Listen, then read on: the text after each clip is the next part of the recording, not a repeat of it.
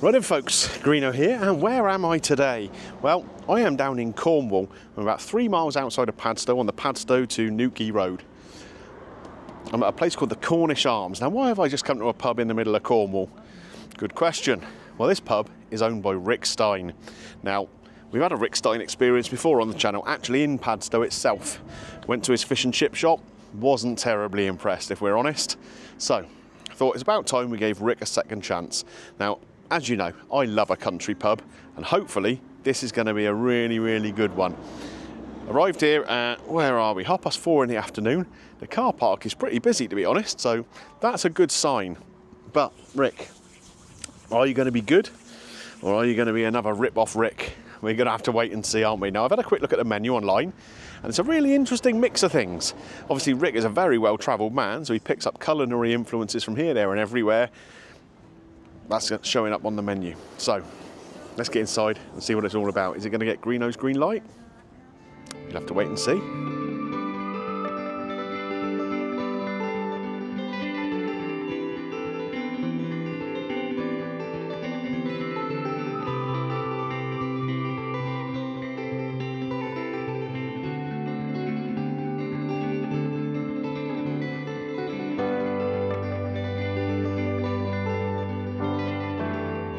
Right then folks, so I am inside, been seated. I have to say, it's very, very nice in here. So the outside looks very, very rustic, like a really old kind of Cornish building. You come inside and it's been decorated to a very high standard. Sympathetically done, really nice kind of vibe to it, but you can tell it's got a lot of quality, a lot of money has been spent on this interior. So, we have the menu here. There's a lot of interesting different stuff on here. Like I say, Rick's obviously got influences from various parts of the world, and that shows up here on the menu. So we got things like cumin cod fritters, salt and pepper cockles as little sort of startery kind of things, almost just little things for the table to nibble at. There are proper starters, which range from things you'd expect to see on a Rick Stein menu, like prawns and scallops and stuff. But there's also things like chicken wings with tamarind and a chili sambal, which is interesting. Beetroot, carrot, shallot and cumin fritters, they sound pretty good too. The mains, again, it's a mixture of stuff. So you've got things like seafood on there, you've got mussels, there's hake, there's haddock, dressed crab, that kind of stuff. But you've also got steak, gammon, sausage and mash, a fish curry, lots of different bits and bobs, burgers too. So there's something for everyone really. Like I say, you kind of associate Rick Stein with fish, that's what he's famous for, isn't it? And fish does feature quite prominently on the menu, but it's by no means a fish restaurant, if you like. It's just a well-balanced menu from all different places. So hopefully we're going to find something really good on here. I think I'll go with start around a main course. I don't know about puddings yet. We'll see how we go. But yeah, it's a lot of good stuff to choose from.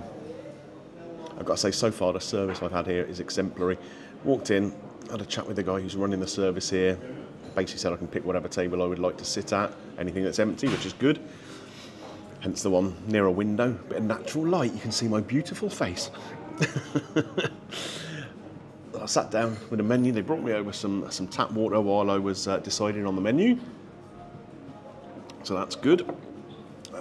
Decided to order myself a lager actually, because there's a Cornish lager that they sell here, Korev, so I thought I'd give that a try. I ordered the chicken wings with that tamarind and the chili sambal. They sound really interesting to me. And I've gone with the Pondicherry fish curry. And this is something that I think I've even seen him make on one of his TV shows. I'll be really interested to see how that comes out. Apparently there is a new menu item which they're allowing guests to have a little try of, which is salt and pepper cockles. Now, for those of you who don't know, cockles are just little, tiny little shellfish. You just pick them out of the sand, basically, in various places. So they're just this little. Can you see how tiny that is? And they put them into like a little salt and pepper kind of battered coating. So these are not warm, they're cold. I'm going to be really interested to see how this tastes. Probably a little edit in the video, as you can see there. I have just been brought over my beer, so we'll try that in a second. But I really want to try these salt and pepper cockles. Now, cockles are something you find sometimes in a chip shop. They'll have them in little jars, little pickled ones. Or they used to bring them around the pubs, didn't they? Do you remember that? You'd have them with a load of black pepper on or whatever. But oh, that's a fishy little explosion of flavour, that is. The batter is lovely and crispy. even though they're not served warm. The salt and pepper on there is not aggressive in any way. Sometimes salt and pepper stuff, the pepper can kind of take over a bit. This doesn't. But you get that really intense shellfishy flavour from the cockles. I don't know if you can pick up that crunch as I'm biting into them. So they actually serve these as a little bar snack kind of thing to people to try. I think these are great. If you were just having a beer, you know, rather than a bag of peanuts or something, a portion of these. Yeah, I mean, I've just had, what, 8 or 9 of them in a little bowl. And, well, just while I've been talking to you about them, they've all gone. That was a nice little start to the meal, though. They're really good. So let's give this lager a try, shall we? I'll say, normally, I'm more of a real ale man, but I don't mind a lager. Especially seeing as I've got something like chicken wings and a fish curry. I mean, we always associate curry and lager, don't we? So I thought it was a better choice than getting a proper beer. Nice and cold. Just the right amount of kind of sparkle to it. And it's got quite a nice clean flavour, actually. That I like. And like I say, I think that's going to go very, very nicely with the food that I've picked. You can see here on the bar, they've stuck to the kind of Cornish theme as much as they possibly can, really. So you've got the Korev lager. One of the ciders is a Cornish cider. And up this end, Cornish ale, St Austell Tribute and Proper Job. Right then, folks, my chicken wings have just been delivered. They're in a little bowl here, served on a hot plate, which is interesting. The plate is a little bit hotter than the bowl is. But I've got to say, the smell coming off there is incredible. Got like a real citrusy kind of vibe to it. Lots of little chicken wings in there. So they're covered in all sorts of bits and bobs here. We've got wedges of lime. Come in and take a closer look.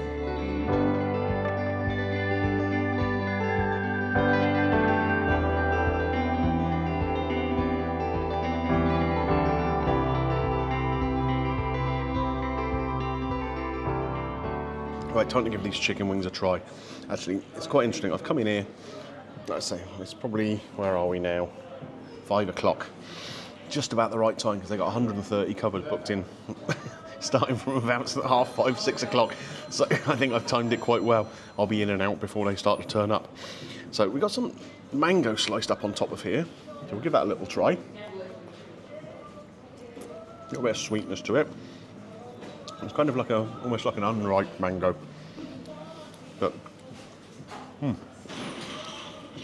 can taste the coriander coming through there as well. And we've got a chili sambal on there too. So, let's have a look at these wings. Oh, that chili thing's good. So, here we go. Nice, meaty looking chicken wing here. And there's quite a few of them in this little thing. I think we've got 5 or 6 of them in there. So it's a decent sized portion. Let's give it a try.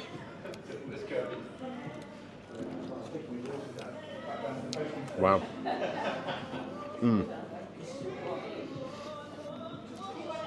That chili sambal on the outside got a really interesting kind of sweet, sour, chili kind of balance to it.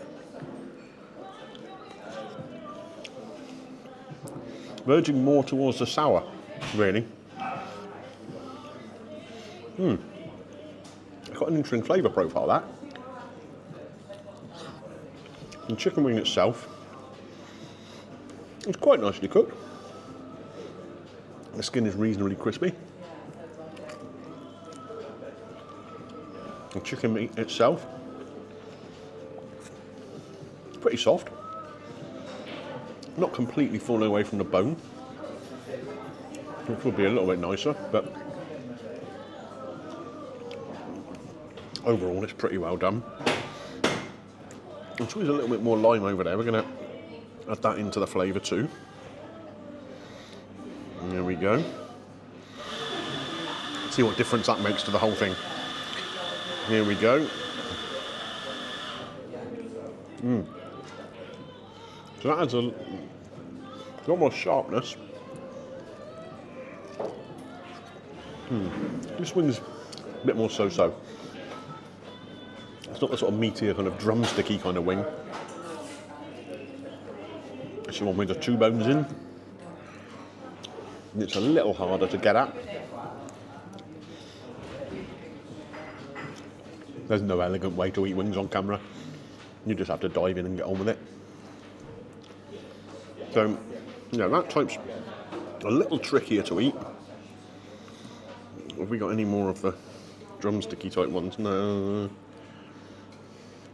No, they're all these 2-boned kind of bits from now on. So we have got another 4 left. There were 6 pieces in total. This one's a bit of a meatier one. What a kind of mess I'm getting in with this. Luckily, they have provided me with a little bowl here with some warm water and lemon in, so that I can kind of clean myself up along as we go along the way.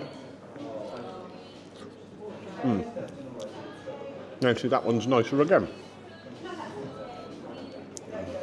The meat on this one is a little softer. So, overall, I think the flavours are great.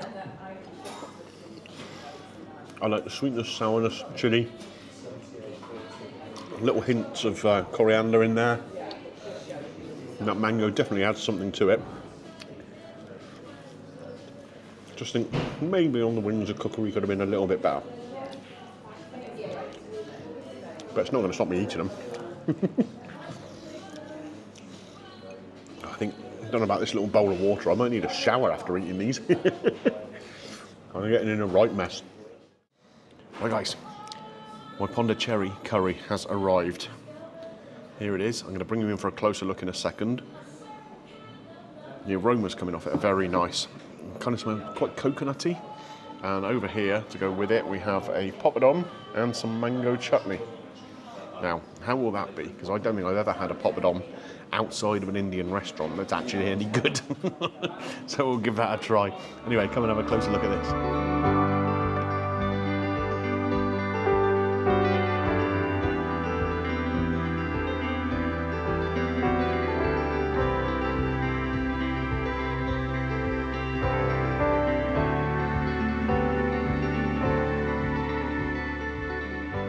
Like I say, I think this looks very nice, and it has got a very nice aroma coming off of it.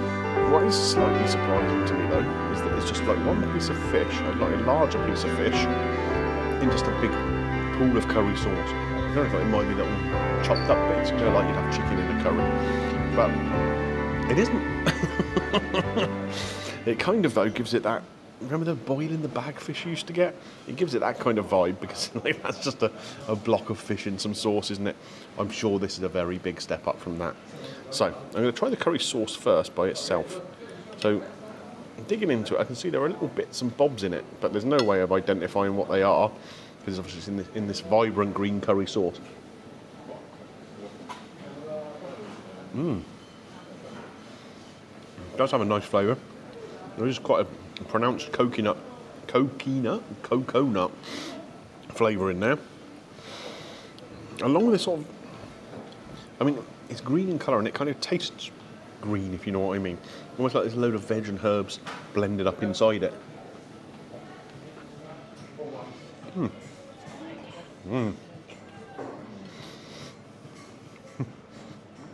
Again, great service here. Coming over, I've literally only had a couple of mouthfuls and then just coming to check if it's okay or not. But just leaning over and going, okay.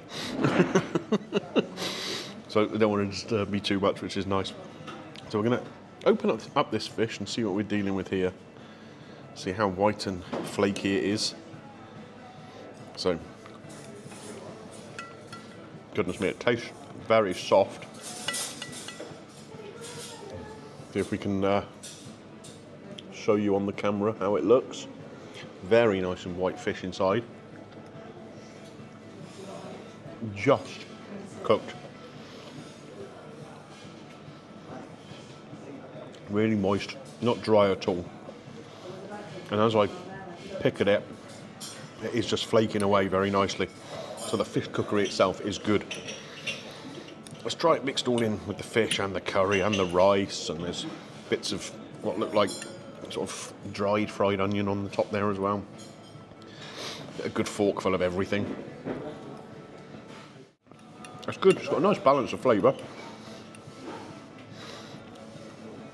What I will say, because it's a white fish, when you've got the curry and you've got the rice and the onion, the actual flavour of the fish does get a little lost because it is so delicate. So it is kind of almost better just to eat that by itself with a little bit of the sauce on.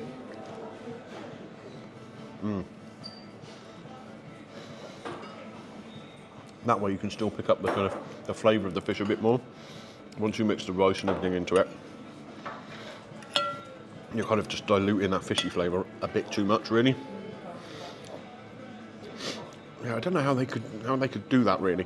Whether maybe frying the fish a little more, give it a bit more depth of flavour. It does kind of look like it's been poached rather than fried at any point. But overall, yeah, I like it. I like the consistency of the sauce. It's not a spicy curry by any stretch of the imagination. Very sort of mild and delicate, fragrant. It goes nicely with the rice. Let's try this poppadom. I'm intrigued by this. Like I say, never had a pub poppadom that's as good as a curry house poppadom. So, I'm going to break a couple of little bits off. Oh, there we go, there's a nice sized piece there to try. You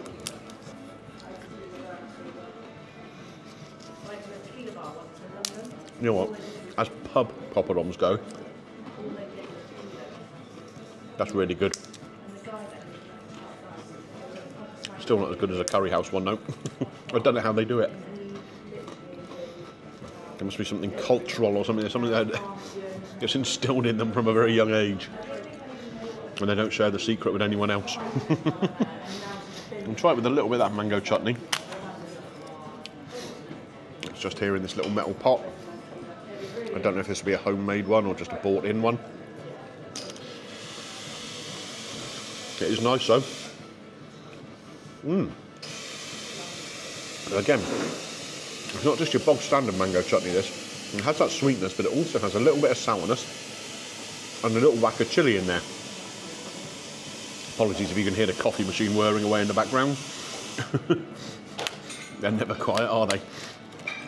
But yeah, I quite like that mango chutney actually. It's got a little bit more to it than your bog standard one. Okay.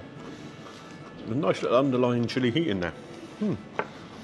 That's really interesting. So, let's finish this this curry up, and we'll talk about it some more afterwards. So I've been making my way through this curry. And one thing I will note, as I've sort of been eating more and more and more of it, and this may be a personal taste thing, but it's becoming quite sweet. Obviously, I normally prefer my curries a little bit spicier.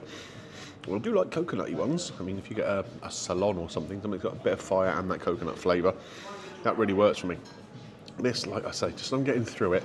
It's becoming just a little sweet and kind of cloying a little bit because of that.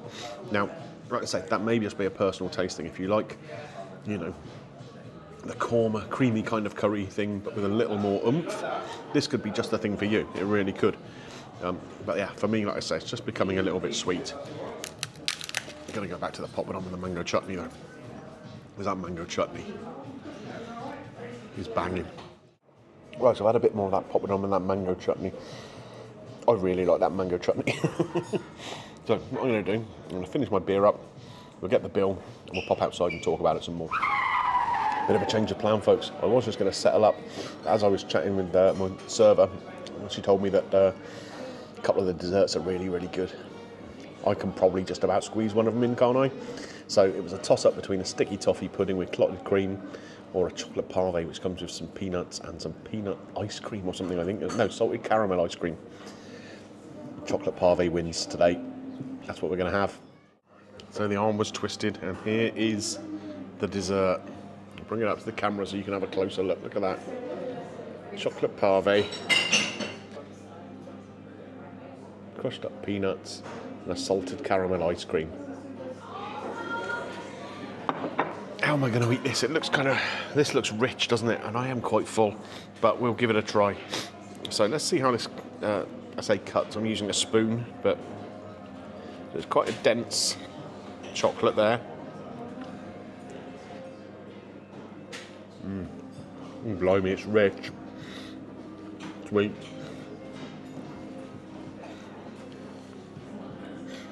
Kind of like halfway between milk and dark chocolate. Blimey. And it's kind of like a chocolatey brick. Very, very, very smooth. Let's try it with the peanut on the top.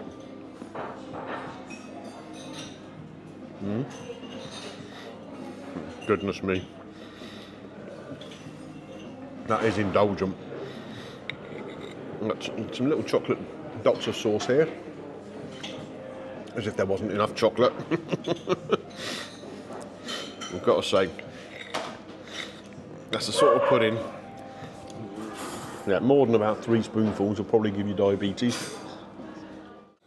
And try this ice cream, salted caramel ice cream, with a little crumb kind of underneath it.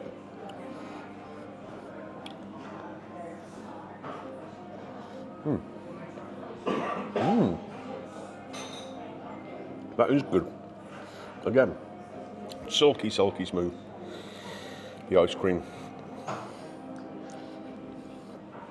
Nice caramelly flavour. Not too salty. You don't want the salt to be too predominant in there. The crumb is almost like a shortbread. Let's see if we can try it all together. We'll get some of this crumb, some of the parve, some of the ice cream, and see if we can get it all onto one spoon. Easier said than done, apparently. Here we go, though.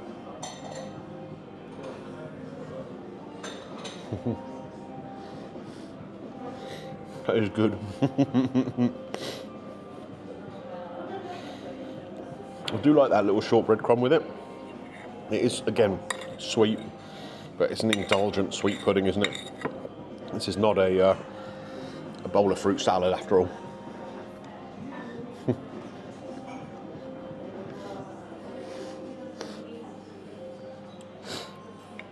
I say, I am quite full, but this is still bringing a smile to my face. Okay, it's official. I managed about half of that pudding, and I am as full as an egg. Not a single morsel of food more could enter me. That's for sure. So this time, 100% getting the bill. We'll talk about it outside. Right then, folks. I've come out into the pub beer garden to give you my final thoughts. Got the bill here, paid the bill of course. We have 1 pint of Korev at £5.90. The chicken wings with the chili sambal on the top was £10.95 as the starter. The Pondicherry curry, which it actually tells me on here was made with hake, was £22.95. And the chocolate parve peanut with ice cream, £7.95. A 12.5% service charge of £5.96. No problem with paying that at all. I think the service was great here, to be honest with you.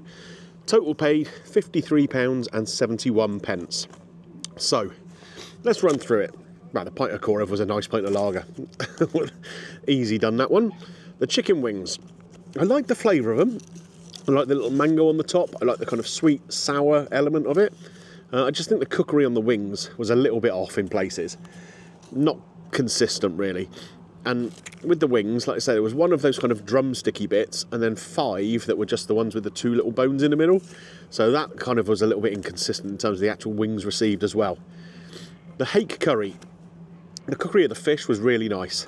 And the sauce, I think, for other people, would be great. I don't like it quite that sweet. It was a little bit cloying as I went further through. But I can only speak as I find. For me, yeah, it just got a little bit too sweet towards the end. But the cookery on it was fine, absolutely fine. The chocolate parve at the end, I mean, that was rich, it was unctuous, it was luxurious. Just too rich for me to eat all of it. Yeah, it was intense. Let's think about the pricing a little bit. Like I say, the pint, £5.90, I mean, that's not unreasonable in the slightest. The chicken wings, 11 quid. I mean, I think that's maybe a couple of quid too much. Same with the fish curry, £22.95. I mean, that could easily have been under £20, I think. Chocolate parve, £7.95. I mean, that's not outrageous for a dessert, is it? Especially one that's kind of rich and whatever like that. So yeah, so I think possibly a touch of the Rick Stein tax on there. £53.71. Yeah, I've had 3 courses and a drink, so it's not outrageous, but yeah, it's possibly a touch over for what I got, I think. So, score. How are we going to work out a score on this one? It was nice. It was a good 3-course meal. Bits I liked, bits I wasn't so fond of. Service great. Really nice venue here. Plenty of space. And the pub's been, you know, sympathetically designed inside to fit the old building that it's in. 3.5 out of 5, maybe? I think that's fair. Nothing wrong with the quality of the cookery generally, apart from on those wings a little bit. Yeah, 3.5 out of 5 is fair. Does it get Greeno's green light though? Do you know what, Rick? I think you've just about redeemed yourself enough to get a green light for this place. It's touch and go though. It's kind of, you know, when the amber just turns to green and you can put your foot on the accelerator. Not perfect, but a lot better than the fish and chips was. Would I come back again? Do you know what? If I was in the area and I wanted a nice dinner with my missus, I probably would. I might choose slightly different things off the menu. But I like the vibe of it in there. I think it's a nice place. I think the cookery's fairly decent and not unreasonable given the name above the door. Right then, folks, it's starting to get a little bit chilly. I should have put a jumper on, I think. Anyway, if you enjoyed this video looking at the Cornish Arms here, Rick Stein's pub just outside of Padstow, don't forget to click a thumbs up on the way out. And if you've enjoyed this video and you think you might enjoy some more, why not consider clicking the subscribe button? You can always ding the bell for notifications and YouTube will tell you then when new videos upload. Right, after that meal, I think I'm going to go for a lie down somewhere. Where to next though? Well, you'll have to watch the next video to find out. I'll see you then.